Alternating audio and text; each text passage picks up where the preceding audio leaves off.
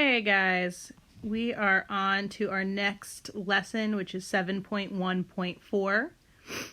Okay, so for the first problem, on a road trip, the kids were wondering about the length of the drive. Their mom told them they had already driven 60 miles and that they were 3/5 of the way there. So with the information that was given, the two kids drew the two different diagrams that you see on the screen. Okay, so in the first diagram, we have that 60 miles, which they know is 3/5 of the way there. So what they did is they made this number line where they broke it into fifths, similar to what you guys did in previous weeks. Broke it into fifths. And they know that 3 of those fifths are the 60 miles and 3/5. What they don't know is what this total length of the trip is. How far are they going to have driven by the time they actually get there? Okay, and our whole, is the entire length of the trip. Okay, so in diagram number 2, we have similar figures. We have our larger triangle, which is going to represent our whole, our finished trip, and we have our smaller. And we know that 60 is 3/5 of x. So we have 60 times 3/5 and x. All right, so let's think about these diagrams. The first question we have to consider is, what does x represent in each diagram? Okay, well, x is our unknown. We know so far that we have driven 60 miles. We've gone 3/5 of the way there. We've traveled 3/5 of the way there. What we don't know is how far we are going to have traveled when we do get there. Okay, so x is the length of the trip.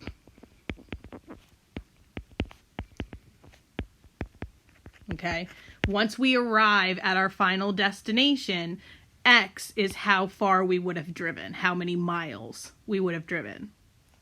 So what equation could represent this situation? Okay, so what we have in this second diagram, let's take a look at that, is x times 3/5. So 3/5 of x is 60. We know that, okay? 3/5 of the total x is 60. So if I was to write that, as 3/5 of x is 60 miles. And we know that anytime we see the word of, that's multiplication. Then I take my 3/5 times x and I get 60. So that's going to be my equation. And I don't really need to have that multiplication sign in there because we know we could just write it like this, 3/5 times x equals 60 from our previous chapter. Okay, but this right here is our equation. We're taking our scale factor, we're multiplying it by our total, which is x, which we don't know yet, and we get our portion, our fraction. So is the answer going to be more or less than 60 miles? Well, if we look at the first diagram, is x, this guy down here, is that going to be more or less than 60 miles? Well, it's pretty obvious that if this part of it was 60, then by the time we get up to x, we're going to have gone further than 60 miles. Right now we've gone 60 miles. But by the end, we'll have gone farther. So the answer is going to be more than 60 miles. Okay, and then the final question is, how far is the trip? Okay, so if we do 3/5 times x equals 60, okay, then we need to divide by 3/5 divide by 3/5. And we get, this cancels out to 1. And 60 divided by 3/5 is the same as doing 60 times 5/3. Oops, 60, excuse me. And I'm going to get 300/3, which equals 100. So our total trip would be 100 miles. Now we could have figured that out by using our first diagram as well. So for this one, it just happens to split really nice. That if we know that this whole section here is 60 and this is split into 3 even sections, we could have figured out that 60 divided by 3 is 20. And we could have continued up like that and figured out 100. But we know that it's not always going to be the case that we get a number that works out that easily. Okay, so it's important to be able to come up with an equation like we did here and then solve for x. All right, so let's look back now at diagram number 2. So I have drawn it again for us. We're trying to figure out 3/5 of x. So we did x times 3/5 is going to get us to 60, which we know is smaller than x, which is why we have it written out that way. Now, if we go back the other way, and we want to say, let's start at 60. So we already know what 60 is. Let's start at 60. What would we need to multiply by to go from 60 to x? Okay? So anytime we go the opposite direction, we take the scale factor we already know and we flip it upside down. So instead of 3/5, we're going to have 5/3. So what happens to the scale factor when we go the opposite way? We flip it and use the reciprocal. And we've used that word in math before. We're using the reciprocal, the flipped version of what we started with. Now, for instance, and this has nothing to do with this particular problem, if I was going this way and my scale factor was times 3, and then I wanted to go the opposite way, well, I would flip that upside down. We know that 3 is the same as 3/1, so I would flip it upside down and have 1/3. Okay, and it's always going to work that way, but let's not confuse this problem. So we started out going 3/5, we go the opposite way, we flip it upside down, we get 5/3, and now we have a new equation. Now I'm starting with 60, and I'm multiplying that by 5/3 to get x. Okay, so I'm going to go ahead and do that. So I have 60 times 5 is going to be 300. I have 1 times 3 is 3.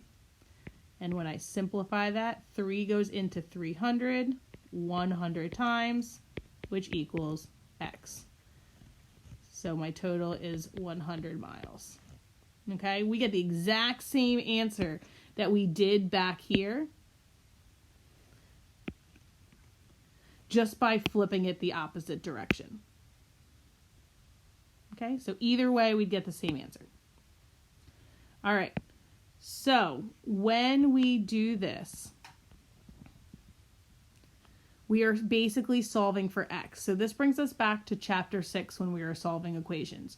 We, in this one, have 3/5 x, which is the same as saying 3/5 times x equals 60. Well, let's do an example. When we were left with 4x equals 16, and we had our line down and we needed to solve for x, we couldn't remove anything from either side. We couldn't add anything to either side. It didn't make sense. We have the x's on one side by themselves. We have the numbers on the other side by themselves. So we always say, what's our last step? if I have 1, 2, 3, 4, and I have 16 little ones,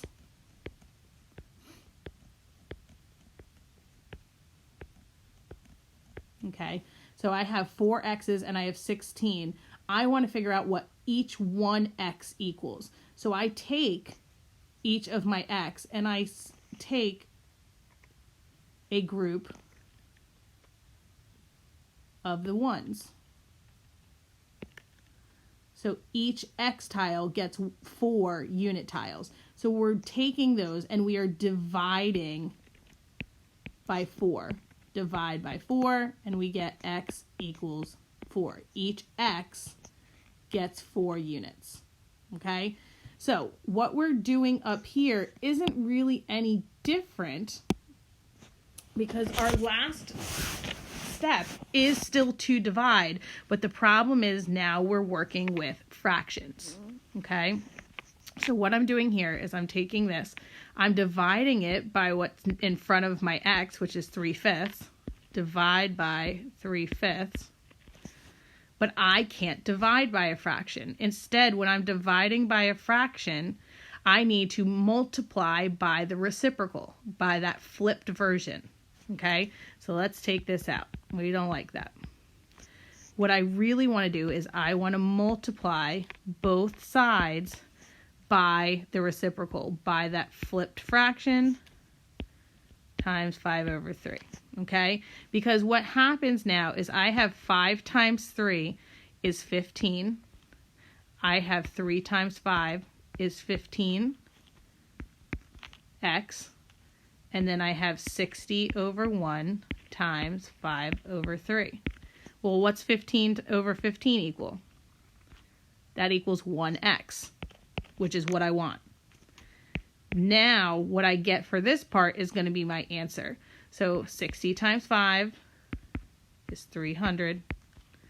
1 times 3 is 3. We simplify that. We still get 100 miles.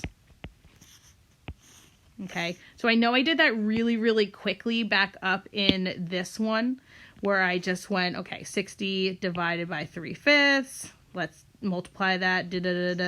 Okay, this is how I would expect you to solve it. And anytime you have a fraction in front of your x, you don't want to divide by it. You want to multiply by the reciprocal. And that's just something you have to try to remember. And it's going to be the same in every math class you take from here on out. Okay?